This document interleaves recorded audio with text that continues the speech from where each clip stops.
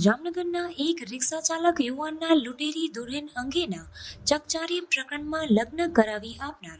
જામનગરના એક શખ્સ અને કાલાવડની એક મહિલા સહિત બેની પોલીસ દ્વારા અટકાયત કરી લેવામાં આવી છે અને તેઓ પાસેથી ₹30,000ની રોકડ રકમ પણ કબજે કરી લેવામાં આવી છે. જામનગરમાં બીડી વિસ્તારમાં એકડે એક બાપુની દરગાહ પાસે રહેતા અને રિક્ષા ચલાવતા ખીમજીભાઈ બુધાભાઈ મકવાણા નામના 39 વર્ષના યુવાન કે જેના મહારાષ્ટ્રની એક યુવતી સાથે લગ્ન કરાવી આપવા માટે 1.80 લાખમાં સોદો થયો હતો અને જામનગરમાં લાલખાણ વિસ્તારમાં રહેતા યુનુસભાઈ ગનીભાઈ મંસૂરી અને કાલાવડના પંજેનત નગરમાં રહેતા મુમતાઝબેન અજીતભાઈ નામની મહિલાએ મહારાષ્ટ્રના અકોલાની રોહિણી મોહનભાઈ હિંગલે સાથે કોર્ટ મેરેજ કરાવી દીધા હતા અને તે જ દિવસે રોહિણીને ₹1.5 લાખ જ્યારે મુમતાઝબેન અને યુનુસભાઈને 15,000 રૂપિયા આપ્યા હતા. ત્યારબાદ જામનગર પરત ફરતા 18મી તારીખે રોહિણીએ 50,000 રૂપિયામાં મંગલસૂત્ર લેવા માટે જામનગરના દરબારગઢ વિસ્તારમાં ખરીદી કરવાના બહાને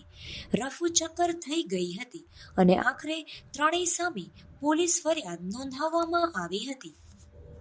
જામનગર સિટી એ ડિવિઝન પોલીસ સ્ટેશનમાં દાખલ થયેલી ફરિયાદ 926/2025ની વિગત મુજબ આ કામના જે ફરિયાદી છે એમને કોઈ સારા સ્ત્રી પાત્ર સાથે લગ્ન કરવા હોય આ બાબતની જાણ એમને પોતાના એક જાણીતા જે આ કામના આરોપી છે એવા યુનુસભાઈ ગનીભાઈ મંસૂરીને કરતા આ વ્યક્તિ દ્વારા બીજા એમના એક મળતિયા મુમતાઝબેન અજીતભાઈ ગોધાવિયા આ બંને મળીને જે ફરિયાદી છે એની સાથે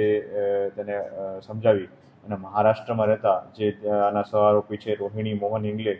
આમની સાથે મુલાકાત કરાવી અને ત્યાં મહારાષ્ટ્રની એક કોર્ટમાં લગ્ન કરાવેલા હતા અને આ લગ્નવતી તેમની પાસેથી ₹1,80,000 જેટલા રૂપિયા રોકડા લેવામાં આવેલા હતા.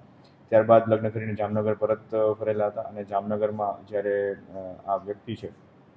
ફરિયાદી એમની સાથે એક દિવસ અહીંયા રહી અને બીજા દિવસે આ બેન જે જતા રહેલા છે તો આ બાબતની ફરિયાદ